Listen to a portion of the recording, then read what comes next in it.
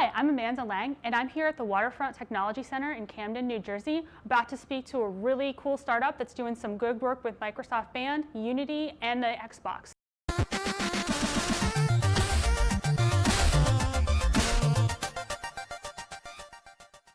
Hi, I'm Vance Souders, the founder of Plas.md, a startup focused on interactive wellness. I'm Steve Gussman. I'm a game developer at Plas.md. Yep. And what we're going to talk to you a little bit about today is a project we're working on called Bionautica. And the idea for us was when we started to see some of the wearables come out, especially the Microsoft Band, and we looked at the sensors that were on it, especially heart rate, skin temperature, motion. One of the things that we were interested in is how we could take that data and incorporate it within a Unity 3D experience, and maybe something that really lets someone take their exercise routine and turn it into an extraordinary experience. So if you're on a treadmill, was there a way to take that data and have a game system that was predicated on sort of your heart rate and other information coming off of it? Could we change the experience based on how hard someone was running or the way they were moving? So we've got an overview. So what we did was, what you're going to see today is we're going to talk a little bit about a first playable that we put together. And what we've got from a key technology perspective, this does use the Microsoft Band and the Band SDK. We're using Unity 3D. We are deploying also to the Xbox One with some exceptions, and we'll talk about that. This is using the Windows Universal Platform. And PARS, we are planning on using, but it's not actually being used yet in this, and we'll talk about why. And could you hit the next slide? So for the architecture for the first playable, really it's pretty straightforward. What we've got is we've got the Band.net SDK that's integrated into Unity through a custom plugin. We'll talk a little bit about how that works. UWP is simply set as the build target. And we've got data flowing from the Microsoft Band into the Unity application through that plugin. Now what's interesting is that for the universal Windows platform, it does depend a little bit on Bluetooth support. If you have a platform that supports Bluetooth, such as the Surface Book or this laptop, for us, we could connect the Band directly to that laptop, and you can run with the experience. If you're on a device such as the Xbox One that doesn't have native Bluetooth support, we would really need to send that data through an IoT gateway. And we'll talk a little bit about what that means and how you can do that. So next slide, we'll just show you a brief view of the architecture as we got it. So very, very simple. Really what we're going to focus on today is basically this piece of it. And you're going to see the application running, the UWP application running on the Xbox, but without the PARS integration. So basically, again, just to recap, the Band SDK comes into Unity through an assembly. You use that to basically make calls into the Band SDK and deploy to Windows 10 here, and in this case, direct connection from the Band over here. Because you can't get a direct connection to the Band would have to talk to an IoT gateway, and that could be something as simple as a Xamarin app that actually pulls that data in, sends it up to the cloud, synced with an Xbox through maybe the unique ID on the device, and then that way you've sort of done an end run around the fact that it doesn't have Bluetooth support. And that's basically it.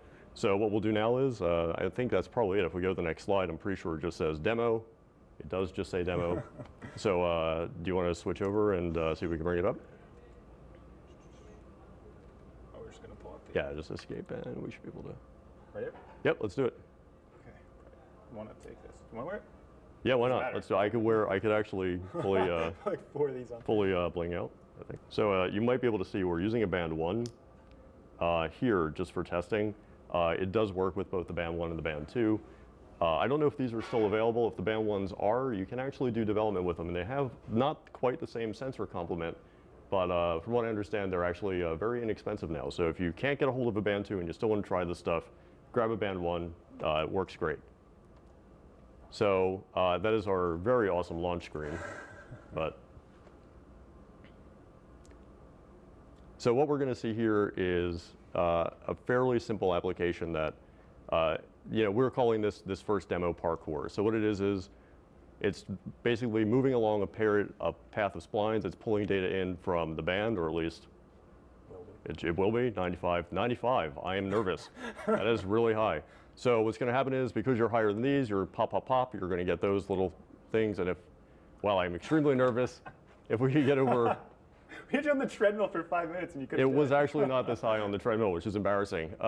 So what happens is you can pick up, it's going to loop here just because this is a short run. And what that golden heart is basically, it could either be a branching point or a point that you have to exceed to get above. And that is actually at 100. So I hesitate to do a little jig. I don't think it's a good idea. So what we'll probably do is we will put ourselves on a treadmill and you'll actually be able to see us get past that. And again, this is and you can see the rest of the course is laid out. So this is a really simple test of the gameplay. It's really, truly a first playable. It's let's pull the data in, let's look at it, let's see if it's actually interesting to do. And some of the interesting takeaways from this are, it actually is kind of fun when you're on the treadmill. It's interesting. I think right now we're relying on beats per minute, straight heart rate. We are probably going to go to something that's closer to sensor fusion, where we pull in a lot of data from the band and use that to create sort of a cumulative score that we use. So that way, it's not saying you have to hit 95 beats per minute. We just sort of abstract it to level of effort. Another interesting thing is, this is really an abstract sort of environment. We are moving this over, and we're building out a 9 square kilometer area of the Muir Woods, which is out in San Fran. So where this is, pretty much flat shaded, low poly, we're going to also try something that's much more realistic and see how that goes. So what I think we'll do now is let's kill this, and we're going to switch over to the Xbox. And we're going to take a little bit of a detour through Visual Studio.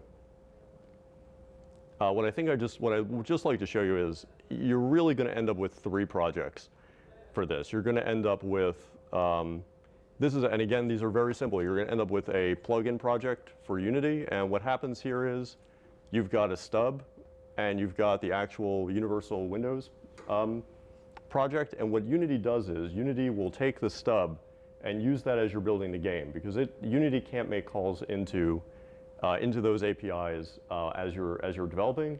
And what it will do is it will take the actual Universal Windows project when you actually build the application, and it will swap them out. So you're going to end up with this project to build the assembly that goes into Unity. You're then going to end up with, of course, the Unity project that you get just from developing the application.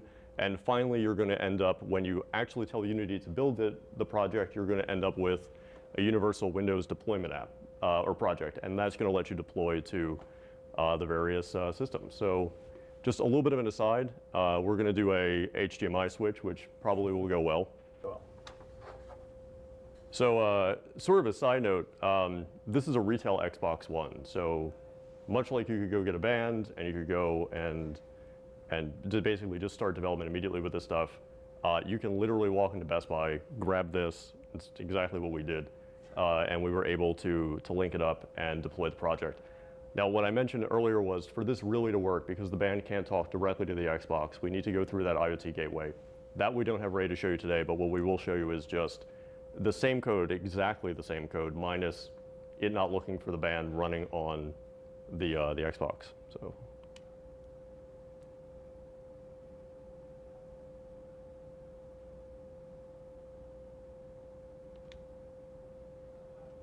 Excellent UI design. So yeah, you can see it's the same code. I'm going to crank the heart rate up manually here and we will actually make this.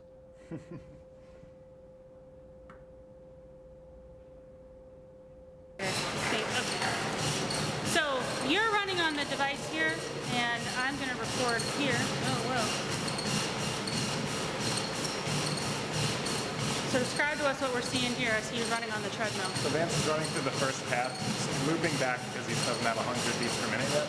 Those coins will be collected once he gets 90. It's all labeled on the hearts. So he's just going to keep looping, and it's like the reward to make you exercise harder. Yep.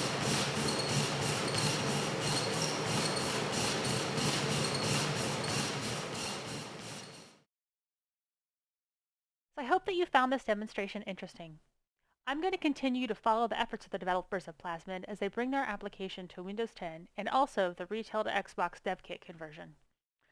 I want to note on a personal level that I've also had a lot of success with my own health in using the Microsoft Band. It has lots of applications in fitness, gaming, and gamification. If you'd like to learn more about how to get started developing for Microsoft Band and collecting the data from your own bands, I'll link all the documentation on the video below. And if you want to try out the Retail to Dev Kit Xbox conversion for yourself, we have a video demonstrating that in more detail. Thanks for watching, and see you next time on Gabe Dev Show.